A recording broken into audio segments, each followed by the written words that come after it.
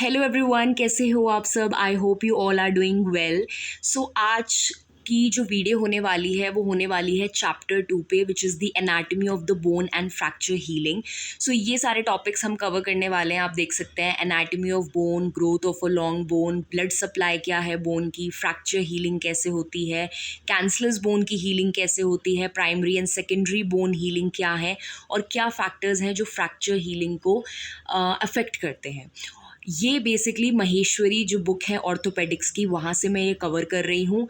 Playlist मैंने बना दी है, बाकी सारी वीडियोस भी आप वहाँ पे जा कर के देख सकते हैं। ऑलरेडी मैंने चैप्टर 7 जो है जो कॉम्प्लिकेशंस हैं फ्रैक्चर की वो कवर कर दिया है। जो चैप्टर 1 है विच is the classification of the fractures, वो मैंने ऑलरेडी कवर कर दिया है। एंड ऑल्सो मैंने chapter 10 which is the peripheral nerve injury, वो भी कवर कर दिया है। तो आप वो सारी वीडियोज़ आप वहाँ पे प्लेलिस्ट में जा कर के देख सकते हैं। ऑल्सो अगर आपको मेरी वीडियोस अच्छी लगती हैं तो लाइक कीजिए, सब्सक्राइब कीजिए, कमेंट कीजिए कि आपको और नेक्स्ट वीडियो किस टॉपिक पे चाहिए। मेरे लिए बहुत इजी हो जाएगा टॉपिक पे वीडियो बनाना, तो आप मुझे सजेशंस दे सकते हैं। Also you can follow me on Instagram also, description में मैं अपना इंस्टाग्राम हैंडल दे दूँगी। तो चलिए स्टार्ट करते हैं बिना किसी देरी के फटाफट से। अब सबसे पहली बात, एनाटमी ऑफ बोन पढ़ना क्यों इंपॉर्टेंट हो जाता है। बिकॉज अभी हम ऑर्थोपेडिक महेश्वरी में आगे जाके बहुत सारी कंडीशंस पढ़ेंगे, बहुत सारे फ्रैक्चर्स पढ़ेंगे, तो हमारे लिए बहुत ज़्यादा इंपॉर्टेंट हो जाता है कि पहले हम एनाटमी ऑफ बोन को तो समझें, तभी तो हमें आगे की चीज़ें समझ में आएंगी। फ्रैक्चर हो रहा है वो किस तरीके से हील हो रहा है। सो दैट्स वाई ये वाला जो चैप्टर है बहुत ज़्यादा इंपॉर्टेंट हो जाता है। तो चलिए स्टार्ट करते हैं। सबसे पहले इसमें आता है एनाटमी ऑफ बोन। तो एनाटमी ऑफ बोन में सबसे पहले हमें ये पता होना चाहिए कि जो बोन है वो बहुत तरीके की होती है बेस्ड ऑन द शेप्स। वो लॉन्ग बोन हो सकती है, शॉर्ट बोन हो सकती है, फ्लैट बोन हो सकती है, इरेगुलर बोन हो सकती है। मतलब डिफरेंट डिफरेंट शेप्स की जो बोन है वो हमारी बॉडी में मिलती है। अगर आपको पता है तो कमेंट कीजिए, ठीक है। इसके अलावा नेक्स्ट है structure of a typical long bone. तो यहाँ पे एक टिपिकल लॉन्ग बोन का स्ट्रक्चर को अगर हम पढ़ें तो अपने माइंड में इमेजिन कर लीजिए फीमर। तो यहाँ पे फीमर, क्योंकि हमें पता है कि वो लॉन्ग बोन है, तो फीमर को माइंड में रखते हुए अब हम पढ़ेंगे, ठीक है। सबसे पहले ये सब भूल जाओ जितना भी हाईलाइटेड है, सिर्फ इस डायग्राम से समझने की कोशिश करते हैं। ये एक लॉन्ग बोन है, ठीक है। This is a long bone.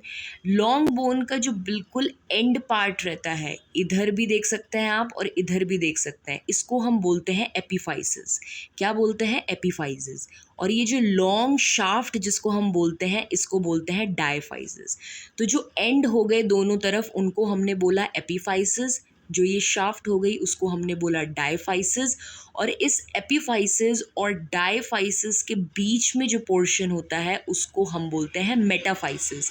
तो आप इस तरीके से लर्न कर सकते हैं कि मिडल में जो आता है एपिफाइसिस और डायफाइसिस के, दैट इज़ द मेटाफाइसिस। तो M for the middle and M is for the metaphysis.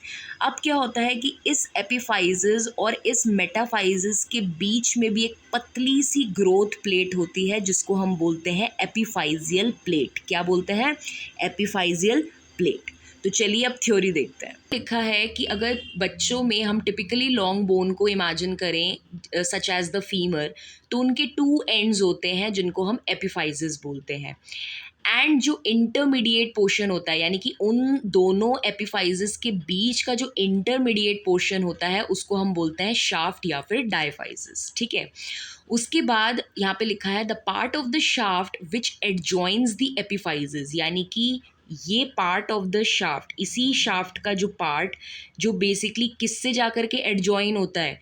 Epiphysis से, उसको हम बोलते हैं मेटाफाइसिस। तो मेटाफाइसिस जो है वो बेसिकली डायफाइसिस यानी कि शाफ्ट का ही पार्ट है जो किसके बगल में एडजॉइन होता है? एपिफाइसिस के, ठीक है। उसके बाद एक थिन प्लेट भी होती है जिसको हम ग्रोथ कार्टिलेज बोलते हैं।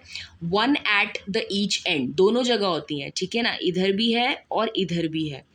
तो ये सेपरेट करती है एपिफाइसिस को फ्रॉम द मेटाफाइसिस, यानी कि एपिफाइसिस और मेटाफाइसिस के बीच में एक पतली सी लेयर होती है ग्रोथ कार्टिलेज की, जिसको हम क्या बोलते हैं? ग्रोथ प्लेट बोल दो, ग्रोथ कार्टिलेज बोल दो, जिसको हम बोलते हैं एपिफाइजियल प्लेट।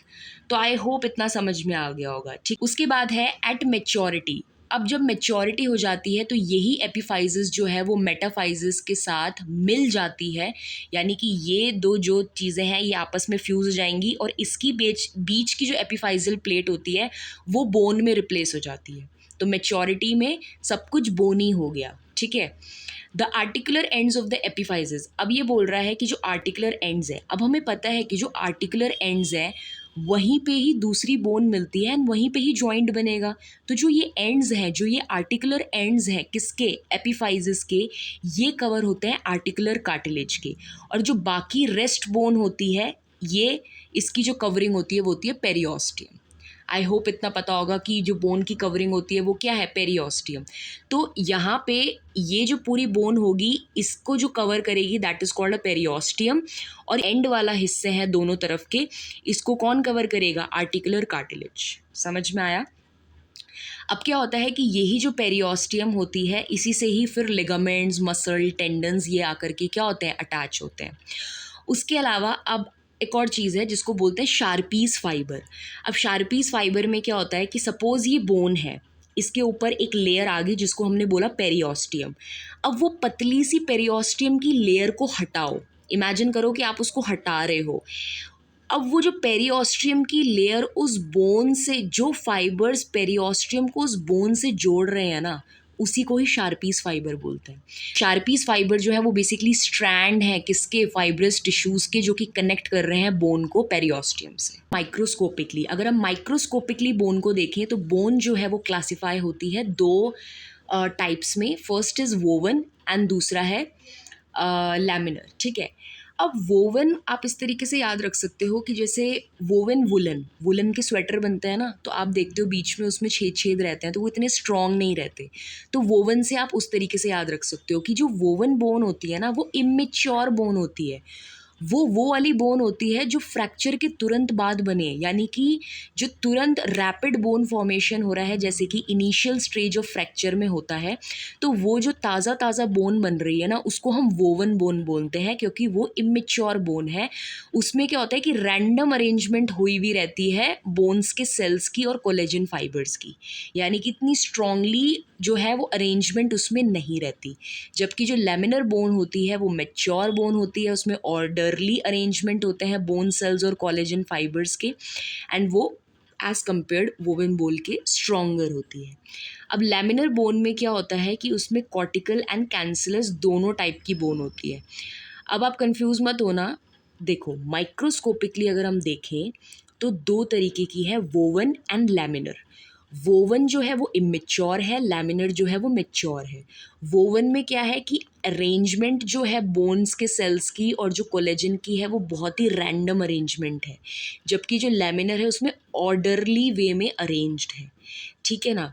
वोवन वाली बनती है जैसे ही फ्रैक्चर हुआ उसके इनिशियल स्टेज में, जबकि जो बाद में मैच्योरिंग स्टेज में बनेगी that will be a laminar, ठीक है। अब लैमिनर बोन जो बाद में बन रही है और जो मैच्योर्ड बोन हो रही है उसमें भी आपको दो तरीके की बोन्स दिखेंगी, कॉर्टिकल एंड कैंसलस। अब जो कैंसलस बोन होती है ना वो आपको यूजुअली एंड पे दिखती है, ये जो एंड है ना यहाँ पे एंड पे दिखेगी, और जो कॉर्टिकल होती है वो बेसिकली आपको बीच में दिखती है। और जो कॉर्टिकल होती है वो स्ट्रॉन्ग होती है, जो कैंसलस होती है वो क्या होती है, स्पॉन्जी वो में, स्पॉन्जी फॉर्म में होती है। तो इतना जो बेसिक स्ट्रक्चरल यूनिट होती है, अगर मैं बेसिक स्ट्रक्चरल यूनिट की बात करूँ लैमिनर बोन की यानी कि मैच्योर्ड बोन की, तो वो है ऑस्टियन। वो किससे बन रहा है, ऑस्टियन, यानी कि बहुत सारे ऑस्टियन मिलके they are making a mature bone. अब क्या होता है कि इन्हीं ऑस्टियन में कंसेंट्रिक, कंसेंट्रिक यानी कि गोल गोल, कंसेंट्रिक लैमिनेशंस होते हैं जिनको हम लैमिने भी बोलते हैं, जो कि सराउंड करते हैं किसको, सेंट्रल कैनाल को। तो सपोज अगर ये बीच में सेंट्रल कैनाल है तो इसके चारों तरफ ऐसे कंसेंट्रिक फॉर्म में, गोल गोल फॉर्म में क्या रहेंगे, लैमिनेशंस रहेंगे, ठीक है ना।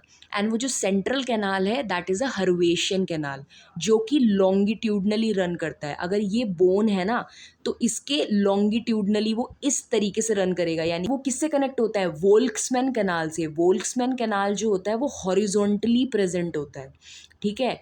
तो यानी कि हर्वेशियन कैनाल जो है वो वर्टिकली है और वोल्क्समैन कैनाल जो है वो हॉरिजॉन्टली है, ठीक है ना।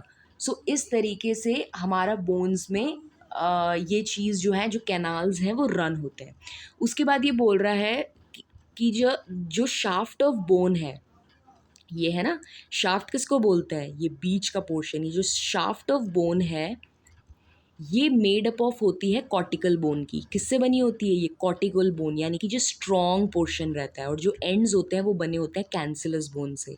तो आप यहाँ पे देख सकते हैं, ये शाफ्ट है, ये बनी है कॉर्टिकल बोन से, और जो एंड्स होते हैं वो बनते हैं कैंसिलस बोन से, ठीक है ना। एंड इन दोनों के बीच के जंक्शन को ही बोलते हैं कॉर्टिको कैंसिलस जंक्शन, और ये ही जंक्शन में सबसे ज़्यादा चांसेस होते हैं फ्रैक्चर होने के। इसलिए ये साइट आपको पता होनी चाहिए।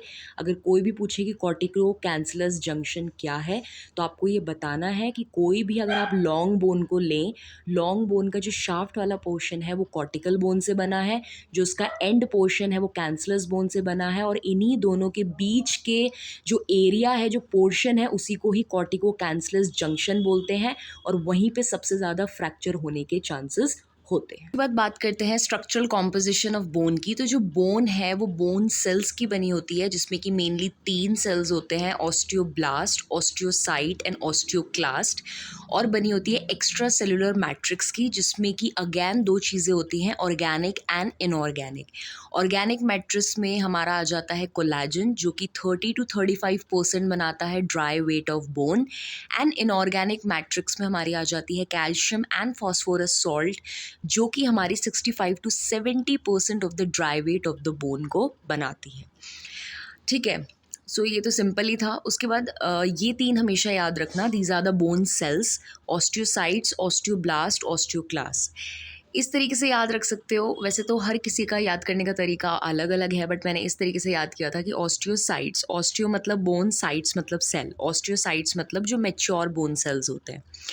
ऑस्टियोब्लास्ट को मैंने इस तरीके से याद किया था कि लाइक ब्लास्ट हो गया, ठीक है, कहीं पे ब्लास्ट हो गया, एंड ब्लास्ट जब एक बारी हो गया तो उसके बाद चीज़ें दोबारा से नहीं बनाई जाती है ना, दोबारा से चीज़ों को बनाया जाता है। तो जो ऑस्टियोब्लास्ट सेल होते हैं, they are the bone forming cell, ठीक है ना, जो दोबारा से बोन को फॉर्म करें।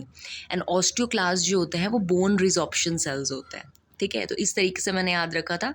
बाकी it's all up to you, आप किस तरीके से याद रखते हैं। तो अभी तक हमने ये देखा कि बेसिकली जो बोन है उसका माइक्रोस्कोपिकली वो कैसे दिखती है, उसका स्ट्रक्चरल कॉम्पोजिशन क्या है, उसका स्ट्रक्चर क्या है। तो अगर ये बोन है, हमने अभी तक ये देखा कि इसका स्ट्रक्चर क्या है, इसके अंदर स्ट्रक्चरल कॉम्पोजिशन क्या है, और किस तरीके से ये माइक्रोस्कोपिकली हमें दिखेगी। अब हम आते हैं नेक्स्ट की ग्रोथ कैसे होती है लॉन्ग बोन की। तो सपोज़ अगर ये बोन है, अगर ये बोन है, तो इस बोन को लेंथ में भी बढ़ना है और इस बोन को विड्थ में भी बढ़ना है। तो किस तरीके से ये बढ़ती है वो अब देखते हैं, क्योंकि लॉन्ग बोन में सारी जो लॉन्ग बोन्स होती हैं वो डेवलप होती हैं from the cartilaginous primordia which is the endochondral ossification. तो आपको ये याद रखना है कि जो सारी बोन्स है बॉडी में वो बेसिकली एंडोकॉन्ड्रल ऑसिफिकेशन से क्या हो रही हैं, डेवलप हो रही हैं, सिर्फ और सिर्फ क्लैविकल को छोड़ के, ठीक है।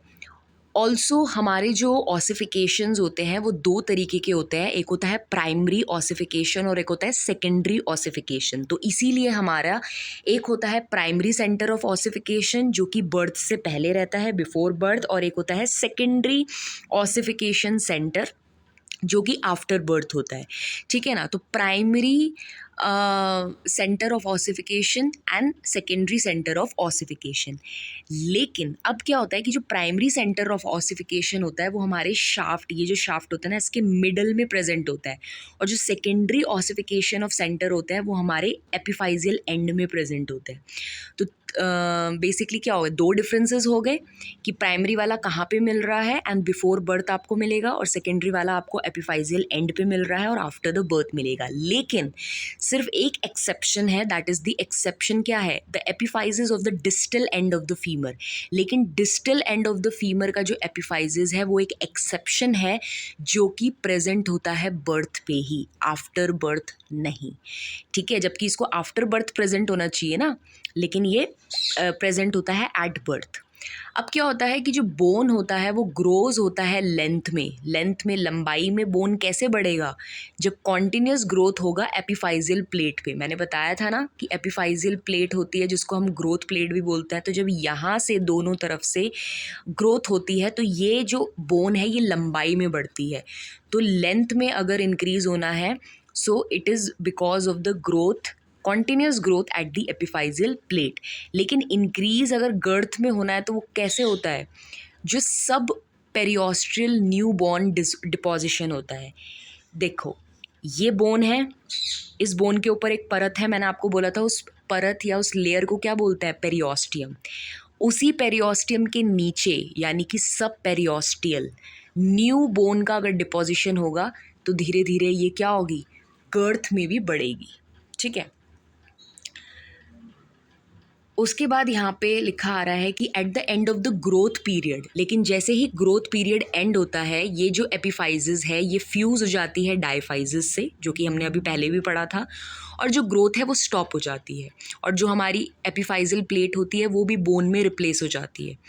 जो अब एक ठीक है, तो यहाँ तक ख़त्म हो गया कि किस तरीके से हमारी बोन की लेंथ बढ़ रही है, किस तरीके से गर्थ बढ़ रही है, और जब मेच्योरिटी ग्रोथ पीरियड जब ख़त्म हो जा रहा है तो कैसे एपिफाइजिस और डायफाइजिस दोनों मिल जा रहे हैं और एपिफाइजियल प्लेट जो है वो भी बोन में कन्वर्ट हो जा रही है और एक प्रॉपर मेच्योर बोन जो है हमारी बन जा रही है। अब एक टर्म आता है एपिफाइजिस। तो एपोफाइजिस उन सेकेंडरी सेंटर ऑफ ऑसिफिकेशंस को बोला जाता है जो कि कंट्रीब्यूट नहीं कर रहे हैं लेंथ ऑफ द बोन में। हमने अभी अभी देखा लेंथ ऑफ द बोन के लिए कौन रिस्पॉन्सिबल है इंक्रीज करने के लिए, एपिफाइजियल। एपिफाइजिस में जो सेंटर्स हैं लेकिन वहाँ के अगर सेंटर कंट्रीब्यूट नहीं कर रहे हैं लेंथ ऑफ द बोन को बढ़ाने के लिए तो उनको बोल दिया गया है एपोफाइजिस। ठीक है, जैसे कि एग्जाम्पल है एपोफाइजिस ऑफ द ग्रेटर ट्रोकैंटर। अब उसके बाद एक लॉ होता है जो कि बहुत ज़्यादा इंपॉर्टेंट होता है जिसको हम बोलते हैं Wolff's law. Wolff's law of bone remodelling ये कहता है कि बोन हाइपरट्रॉफी में जाती है अगर उस पर स्ट्रेस पड़ता रहे। तो यानी कि कोई भी बोन पे अगर स्ट्रेस पड़ता रहेगा तो वो बोन जो है वो उसी तरीके से अपने आप को अडेप्ट करेगी और स्ट्रेस के साथ वो और ज़्यादा स्ट्रॉन्गर होती चली जाएगी। यानी कि अगर किसी बोन पे बिल्कुल भी स्ट्रेस नहीं पड़ रहा है तो वो बोन आप देखोगे कुछ टाइम बाद वीक हो जाती है। इसीलिए जब भी किसी का फ्रैक्चर होता है तो फ्रैक्चर के बाद गेट ट्रेनिंग जो है वो बहुत ज़्यादा इंपॉर्टेंट रोल प्ले करती है। किस तरीके से हमें वेट बियरिंग पेशेंट को सिखानी है, पार्शियल वेट बियरिंग सिखानी है, कैसे टो टच वेट बियरिंग।